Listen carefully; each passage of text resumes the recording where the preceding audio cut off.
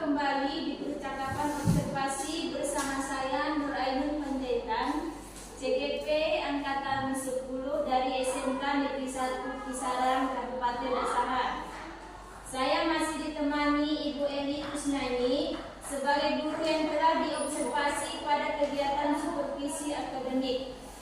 Saya masih ditemani Ibu PP saya yang cantik, yaitu Ibu Rika Asmilan Sinaga MPSI.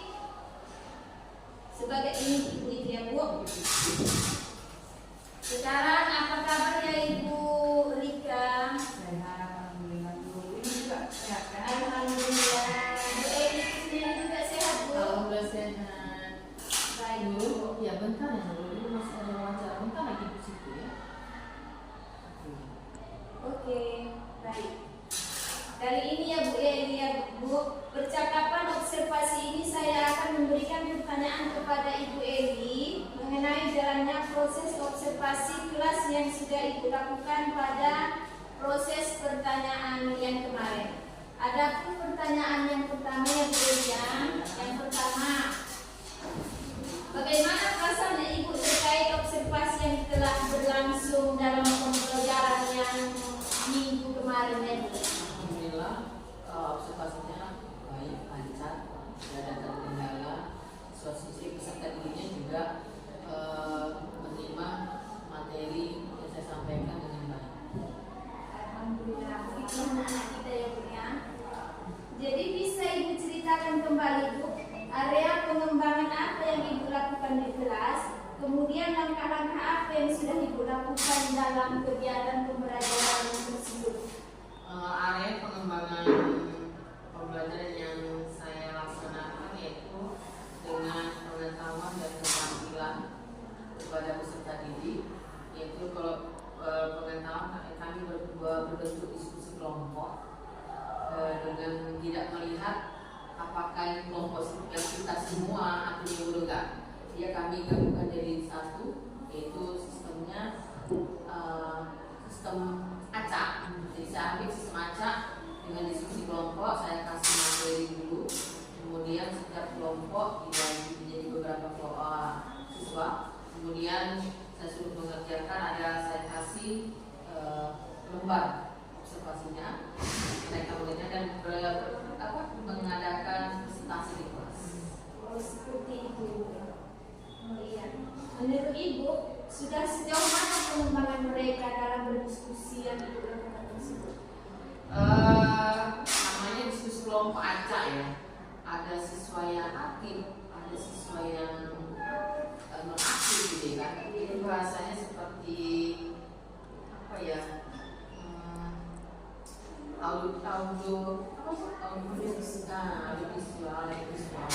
Makanya setiap siswa bergabung di satu kan ada yang ada yang aktif, ada yang diam saja, ada yang cuma sebagai penonton ya dari siswa.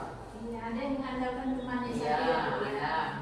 Jadi kendalanya kira-kira apa ya Bu? Setelah Ibu adakan pembelajaran dengan model diskusi yang dilakukan di kelas tersebut. Kendalanya ya seperti tadi loh, setiap kelompok itu kan pasti memiliki siswa yang pintar, ada siswa yang tidak. Jadi kalau pas jumpa siswa yang tidak aktif, pasti kita kontrol. Harus dia mencari jawaban. Kalau bisa dia yang diam saja itu kita terus ke depan. Jadi dia nanti kami yang maju, kami presentase. Kan akan dia harus, berarti aku maju, aku harus tahu. Kan harus ada jawabannya di presentasi itu. Jadi dia pun berusaha untuk Maju ya. Karena Gimana caranya? Pasti bertanya.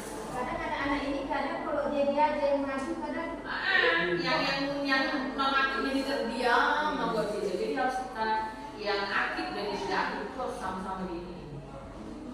Sama-sama di Maju ada yang harus maju ke depan. Pendidikan sekarang berorientasi pada sekali. Oh iya, bisa bertemu ya, pada murid yang pelajaran berdiferensiasi. Mendengarkan keluh kesah mereka, kalau misalnya mereka tidak paham yang ini, kita dengarkan. Namanya kita sebagai depan kan sebagai di sekolah sebagai pengetahuan umum. Jadi keluh kesah itu kan pasti ada. Nggak mesti mengenai pribadi bisa mengerti. Jadi pertanyaan yang berikutnya ya Bu ya. Jadi rencana ke depannya Bu,